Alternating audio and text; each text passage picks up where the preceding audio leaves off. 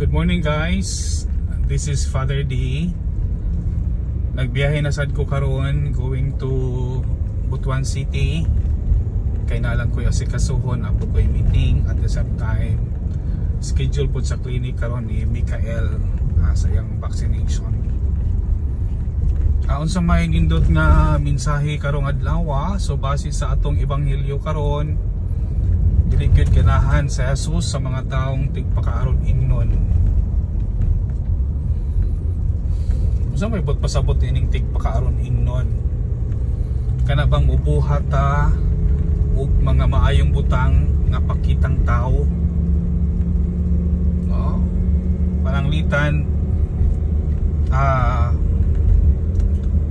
hapit naman barangay election, kana bang mutabang ta kay hapit na election pakitang tao aron ta botaran sa mga tao, dili unta na siya ingon anak, no?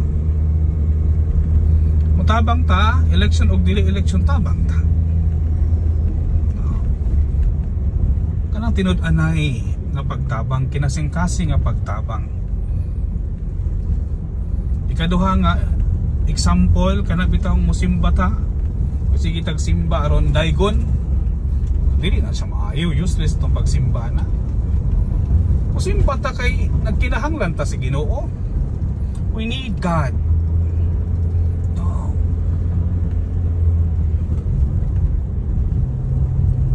Kinahanglan ta sa iyang grasya o kaluoy. The more nga kita masalaypon, the more ta nga uduol sa Ginoo aron makaangkon ta sa iyang grasya o kaluoy.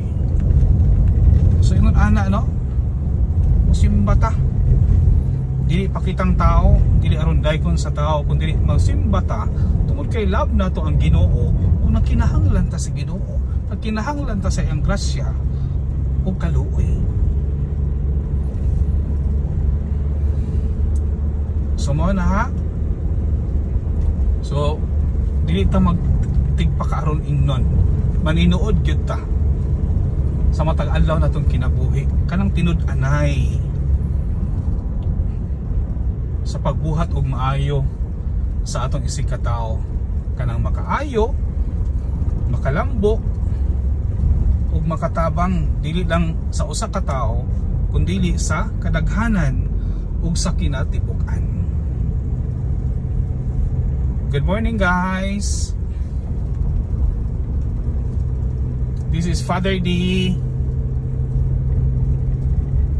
Mag-inam po ay taperni. God bless you.